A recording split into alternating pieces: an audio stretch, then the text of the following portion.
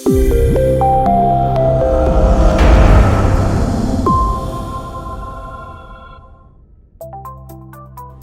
saioan, artista plastikoa den Yara Navarralaz ezagutuko dugu.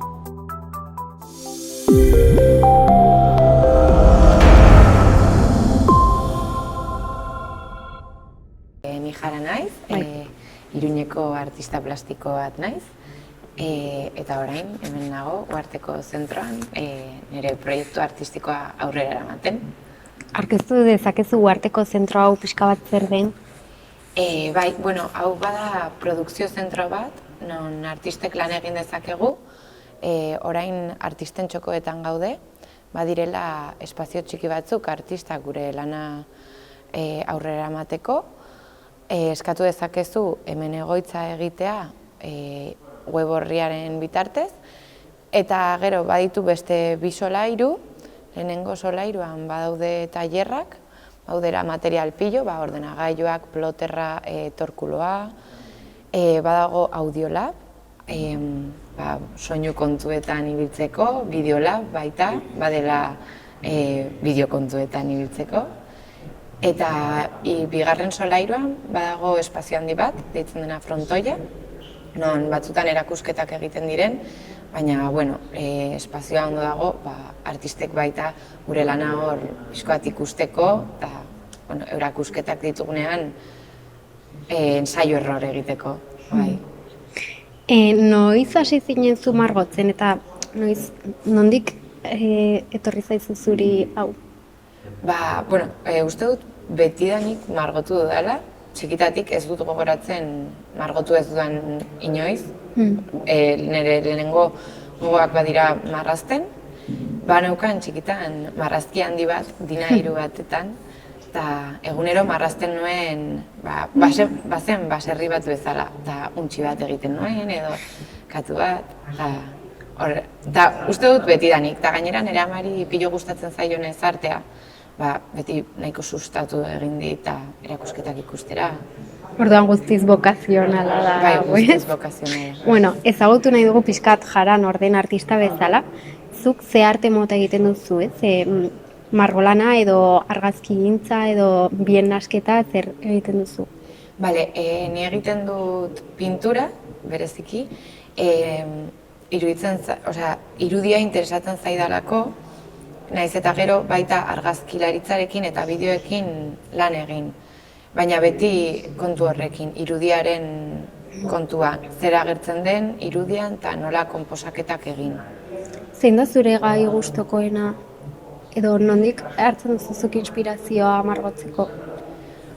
Margotzen dudanean, egiten dudana bada istorio bat bezala nire irudietan agerrarazi, baina aldi berean istorio hori ezkutatzea gustatzen zait. Orduan, azken kapa badira irudi edo forma nahiko abstraktuak, nahiz eta burura ekarri aldizkizu elementu figuratiboak. Orduan, hor geratzen da kapan zer den edo zer izan daitekeen. Margolariren batengan inspiratzen zara edo margolariren bat duzu gustoko bere artean inspiratzeko? Pilo gustatzen zait Paula Modersohn Becker, Hockney baita, eta orain Instagramekin margolari pilo hartzen dituzu irudiak eta karpetak egiten dituzu. Orduan ez dakit. Edo norrena. Uste duzu, adibidez, ikusentzunezkoan garrantzitsua da erreferentziak izatea, uste duzu artean ere horrela dela? Garrantzitsua dela erreferentziak ez? Uste duzu oso linea mehe bat dagoela kopia eta erreferentzia izatearen artean? Zein uste duzu dela muga?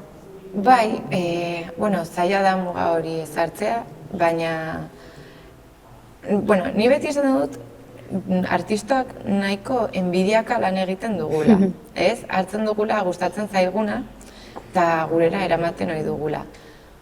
Uste dut jendeak ez duela normalean kopiatzen, ez? Zuzurean zaude eta referentziak hartzea ez normala da. Hartzen duzuna, esan duzu, hori ze polita, ni ere egin nahi dut, baina zure eran, ez? Orduan, ez dakit marra hori benetan existitzen den. Bueno, seguraski baietz, norbaitek hartuko duzeo zer, eta esango du, bueno, hau kopiatuko dut, baina ez dut uste beste gertatzen denik. Zuk ze material gustoko duzu erabiltzea zure lanetarako? Ni margotzen ohi dut olioarekin, bereziki, eta gero baita arkatzekin, koloretako arkatzekin, eta akuarela. Piskat, orokorrean zure erakusketen inguruan hitz egin aldi guzu, badakit asko direla, edo nahi baldin baduzu laban dagoenaren inguruan hitz egin edo orokorra egin, nola nahi duzu egin? Bagian labakoaren. Bale, hitz egingo dugu labakoaren. Bueno, orain laban badago erakusketa, bada erakusketa zail bat, ze labakoek, Mikel Irurek prestatu labakoekin mikroerakusketa sekzio bat. Orduan, aurten 10 mikroerakusketa egin behar dira, nirea 5garrena da, eta, 3 metroko pareta txiki batean, hor sartu ezakezun guztia sartzen duzu, eta handitut 5 kuadro, 3 handi eta 2 txiki, eta, badira guztiak Bartzelonan pasaden urtean egindako erresidentzia baten parte. Ze, badira kuadro pila, eta 3 horiek badira handiak, badira erakusketa horren, proiektu horren parte. Deitzen dena, una suerte de fantasia. Que guai. Zure erakusketetatik, zein uste duzu dela zuretzat gogokoena edo? Niri pilo gustatzen zait, encuentros de arte joven, egiten dugunean, duela 2 urte, encuentrosen hasi ginen artista guztiok pasan genen, lehen egiten ziren txoko txikietan gure gauz bakoitza jartzea, eta hitzen genuen uartekoekin lan guztiak nahazteko, eta guztion artean erakusketa bat, pixko bat, komisariatzea. Eta niretzat hori izan zen top, ze 12 pertsonen artean lan egin genuen, hor egon ginen mugitzen, gozak egiten, Eta Nafarroa mailan ez beste artista baten bat gomendatuko zeniguke edo gustoko duzu norbait badaukazu? Baditut lagun pila. Claro, zaila izango da ez, aukera. Esango nuke Katisa Goldarazena, edo Aizpea Leatxa, edo Ane Aramendia, edo Alba de la Portilla. Adibidez. Adibidez. Hitz egingo dugu pixkat gazteak eta artearen inguruan, nola ikusten duzu orain Nafarroan egoera? Nafarroan ez dakit zergatik badaukat sentsazioa artista pilo daudela. Ez dakit nondik ateratzen den, eta gainera jendea mugitzen dela. Naiz eta gero, ez dauden hainbeste espazio non artista gazteok parte hartu dezakegunez. Ez soilik instituzioen kontu, gobernuaren kontu, baizik eta ezakit norbaitek aposto egiten duen, ala ez. Baina artista pilo gaude. Eta, bizitako esparru guztietan gazteok prekarietatean bizi gara, eta beti gure artearen eginkizuna hobi bezala agertzen da gure bizitzan, ze beste lan bat izan behar dugu. Zaila delako... Horren inguruan ere galdetu nahi nizunez, arteaz bizi aldaiteke? Ikusten da baietz, ez? Badago jendea bizi dena, baina, ni jende gazte oso gutxi, ez esateagatik inor, ez dut ezagutzen... Zer eskatuko zenioke gobernuari edo zuei laguntzeko, ze aldaketa egin daiteke zuen egoera hobetzeko? Uste dut laguntzak, ez soilik artistondako baizik eta artiston lana erakusteko eta gure prozesuak kaleratzeko espazioak animatzea egiten. Ze agian agertzen dira gutxi batzuk eta segituan hiltzen dira edo itzaltzen dira. Eta jendeak agian ez ditu ere ezagutzen ere, ez? Ez, uste dut ez, naiz eta, badauden, ez? Ja, ez gero Iruñan ikusten duzu eta toki asko daude berez, ez dakit aukerak ematen dituztenak. Ez dakit ezagutzen duzu, Lazurda. Bada, Milagrosan dagoen espazio bat, artea da guztia, eta ekintza pilo egiten dituzte, erakusketak, txarlak, edo zer. Bueno, ja bukatzen joateko, etorkizunari begira, ze uste duzu gertatuko dela gazteak eta artearekin?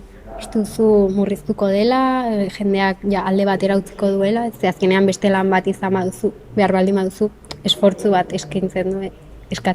Ja, uste dut gaur egungo gazteak heldu bihurtuko garela, eta ja artista gazteak izango. Eta beste gazteak uste dut gehiago etorriko direla, ze sare sozialekin batera, bada erakusleio bat, orduan jendeak gauz gehiago egiten dituela uste dut. Praktikatzen. Uste duzu, ez oraingo gazteak adibidez TikTokarekin edo Instagramarekin edo gustatzen zaigula entretenimendu oso erraza eta momentukoa eta jazta, ez? Uste duzu, ez artea azkenean pazientzia asko behar duen zerbait dela eta zure denbora asko eskaini behar diozula, ez? Uste duzu, hau arazo bat izan daitekela, ez? Gizarteak izaten ari duen txip edo mentalitate aldaketa horrekin. Uste dut, gero, errealitatean, museo batera jaten garenean, kuadraren aurrean, geratzen garela. Zeo zer kartzen bazaitu, agian gehiago zaude, baina normalean ez gaude hor. Ordu bat, begiratzen, esaten. Esan nahi dut, artea egiterako orduan. Egiterako orduan, ja. Ez dakit. Pazientzia falta hori, nik uste dut, nik sumatzen dut, zen niri gertatzen zaitez, nahi ditua gauzako orain eta nahi dituan modu. Niri baita gertatzen zait hori, baina, ez dakit, segun material erabiltzen duzun, ez? Oleo erabiltzen baduzu, behar duzu pazientzia bai edo bai. Baina... zerbait gehitu nahi baldin baduzu edo, nire partetik mila esker jara elkarrezketa eskaintzeagatik.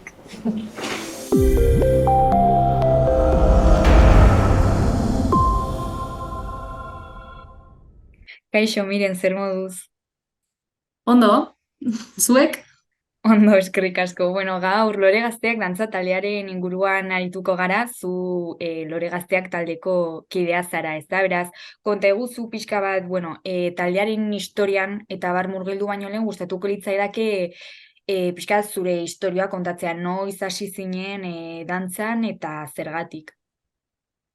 Egia esan nire historia da pixka bat graziosua, porque niri txikitan obligau insustien dantzetara puntetan, azkenean nire osabadanak egon ziren, nire ama bai egon zan, baina ezagoen iraun asko.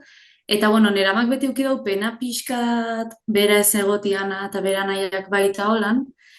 Eta medikoak izan zuztan nire bizkarrerako ona izango zala orduan, ikusi zauen como oportunidad unika. Eta esan zuen, dantzetara doie. Eta 6 urtekin hasi nintzen, 6 urtekin, eta oinarte, hemen jarraitzen dut.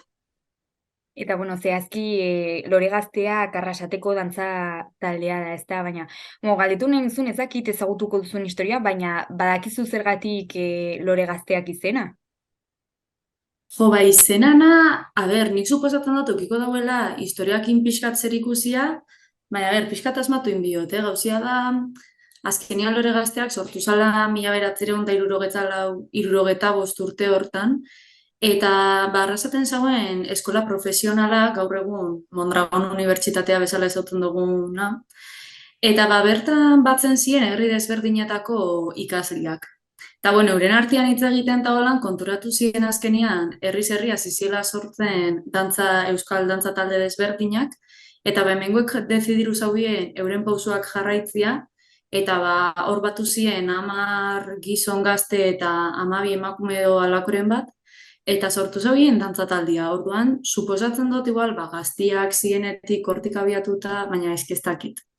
Orduan, baina Eta zuen taldeak zehazki berezitasunen bat dauka edo, dantza bereziren bat daukazue? Arrasaten berez, gaur egun bi dantza taldegaz, bai Lore Gazteak eta baita Txikitxo Arrostait dantza taldea bai. Eta urtero, egisa da urtean ziarritzen dugula ekitaldi desberdinak, baina bai dau bat dala berezixaua batzen gaitxuna, bai bi dantza taldeak, herriko beste kultur eragile batzukin, azkenian bai gaiteruak, trikitixa, txalaparta, banda, ez dakit, kilikita erraldoien konpartxa be bai, eta itxendo San Juanetako bizperan errementari dantza. Orduan nik esango nauke, zehose berezi moruan aipatziarren hori aipatu diko zala. Eta zein da errementarik atzean daukan istorioa? Errementari be bai badauko bere historixe. Igual, nien azonena kontetako, baina nahiko gaztian azelako eta holan, errementarik badaukolako urtiak. Baina, bueno, azkenean izen zen Jose Ramon Vitorian ideia bat, arrasaten bi dantza berezidaz. Bat da txerri dantzia eta bestia da errementari dantza. Eta, bueno, azkenean Jose Ramonek bi ezauen dantza dana, dantza edo pixka eta arrasateko historia kontetan dagoen zehose sortzia, ez? Eta hor batzia, balen ezagututena dantza taldiak, banda, musikia, dana. Eta bi ezauen bertan konteti apur bat, arrasateko dragoian kontairia, zua sartzia elementu moruan, gero igual bai, 1458an, arrasate errezan eguneko historia, eta sortu zagoen, konposatu zagoen obra bat. Eta, bueno, obra horrei letria gero jarri zotzan Jon Iñaki Izar Zelaiak, eta dantza itxian, dantza sortzian, dantza sortu zorienak izen ziren bai Lore Gazteak eta bai Arrauzteitz Txikitsukuak. Eta 1983an estrenau zen, estrenau edo inzaubien lehenengo aldiz, San Juan zuan inguruan, ekainako 23an, eta ordutik, aurten hori 30 urte ingo ditzu, bai eukizagoen paroia pandemia garaian, baina, bueno, ordutik bestela urteroko zehose da. Eta galdetu nahi nizu, zeren oso ohikoa da ikustea nolabait jendea txikitan hasten dela dantzan, eta urteekin, helduago egiterakoan, dantza egiteari uzten dio, ezta? Zu urte asko daramatzazu, zergatik erabaki duzu, edo zergatik ez duzu inoiz erabaki uztea eta jarraitu duzu? Bai da egisa, beti egoten dela temporada bat, igual, 14-16 urte bitxartian, askotan hasten zare, saskibaloian, futbolian, eta beste kirol batzuk praktikatzen, eta askotan alde batera izten dana, beti zeten da dantzak, ez? Baina nik uste dut arrasaten dagoela, errementarikin lotuta bai, alako ilusio bat, ez? Azkenian, 16 urtekin pasetan zare nauzixen taldera. Eta hor suposatzen daia urte horretan itxendozula errementari. Batzutan berando bizeten da, baina hortik.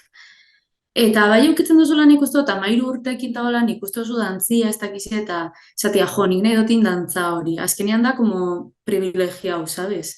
Eta igual horrek pixka tiratu duzte, eta parte bai, nire amak, ezagoela nahi nideza puntetia, talde politxa zaukogula guk bai, kuadriako lau, bost, gaz, zike hor danetik dago. Eta urtean zehar ekitaldi ezberdinak egiten dituzuela esan duzu, zeintzuk dira horiek? Nauzixen artean egoten da azkenean dantzari eguna, dala, gu Debagoienako dantza talde bat gare, herri batekoa, eta azkenean itzen da urtean behin, Debagoienako herri baten, adibidez aurten izen da oinatin, eta horren urtean arrasaten topetan da berriro be, turna bitzen gare, antolatzen da dantzari egun bat. Itzen dugu hori, gero San Juanetan bebai errementari eta 26an bebai dantza itzen dugu, eta gero bebai Santa Masetan, arrasaten Santa Masak, bestela Santo Tomasak, moruan ez aututa, abenduako 22 dantza itzen dugu. Orduan nik uste dut, 3 ekitaldi garrantzitsuenak horre diela, eta gero bai kursoan ziar bai igual itzen dugu aurreskuren bat, edo aurren eguna bebai dau, da izaten dela gu orfaten gare laguntzaile moruan, baina umiek itzen dauia dantzakumeak die protagonista nagusixak. Eta zein esango zenuke dela bereziena edo zuk gehien disfrutatzen duzuna? Egun bezala, egisa da igual gehien disfrutatzen dutena izaten dela Santa Masak. Azkenean egunean ziar itzen duzu dantza, eta ondo paseta duzu dantza talde moruan irtetezare festan, azkenean normalian kuadriak irteten zare eta hola, baina bai daz egun batzuk dantzetakoekin, eta orduan hori bai da egun bezala berez isa. Gero, dantza bezala berez isa, errementari dantza esango nuke. Eta adibidez, udan zehar jarraitzen duzute dantzan? Ez, ontxe San Juan eta, bueno, ez, eta bai, aurten justo udaldian dauko bi ekitaldi, normalian gure kurtsua bukatzen da ekainako 26an, eta ja urriak maritxu ostera arte ez gare batzen berriro be. Baina bai da gisa, azkenengo urtietan korrontzi taldetik deitu duzkuela dantza itxeko, eta adibidez aurten be bai, Arrasateko Big Bandak itxen da 50 urte, orduan ekainako 30an eta uztailako 2an daukogu beste bi ekitaldi, baina hodi oso puntualak. Normalian maritxoak arte paroia itxen du. Eta hau ja nolabait bitxikeri moduan bideoklip batean eta guztia atera zarete, ez?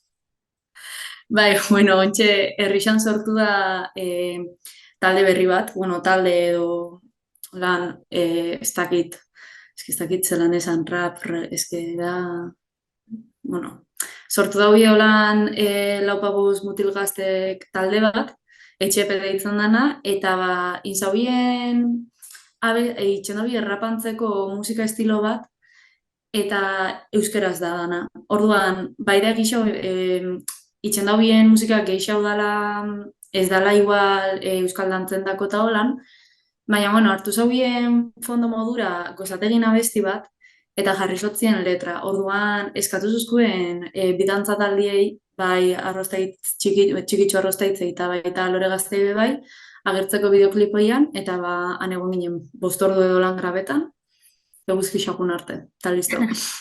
Eta nolakoa izan zen esperientzia? Jo, ba, politxa, baina Liberian kantzetan dau bastante. Claro, azkenia dauko zati batek, ez, dantzitzeko estua, baina beste danak igual ez.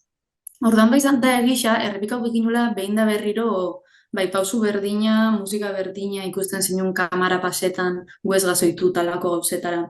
Orduan ba jarta duen zuzkun pixkat urduri, baina bueno, azkenian emaitzakin oso pozik. Pentsau jakun bideoklip bat oso politxa, eta egixezan oso pozik. Zer iruditzen zaizkizu horrelako nolabait ideiak, ez? Horrelako gautza edo elementu klasikoagoak nahastearena, ba hori esan duzuna, azkenean dantza nolabait zerbait klasiko moduan ikusten dugu normalean, eta ba horrelako talde gazte batek dantza talde bat sartzea bere bideoklipan. Nola ikusten duzu? Ba, nik egixezan oso ondo ikusten dut.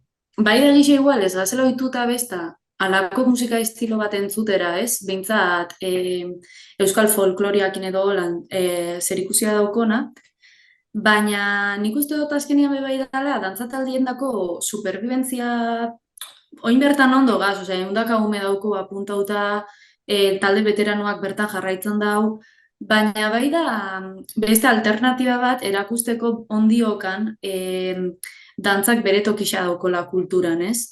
Eta, ba, bueno, alako musikakin nagaztia eta alako ideiak nik beti ikusten ditut, ongi etorrixak eta oso ondo. Primeran, ba, ez dakit ja amaitzeko zerbait gehiago esatea gustatuko litzaizuken. Ez, nik uste dut dana konta dutela. Primeran, ba mila esker gurekin zegiteagatik, miren.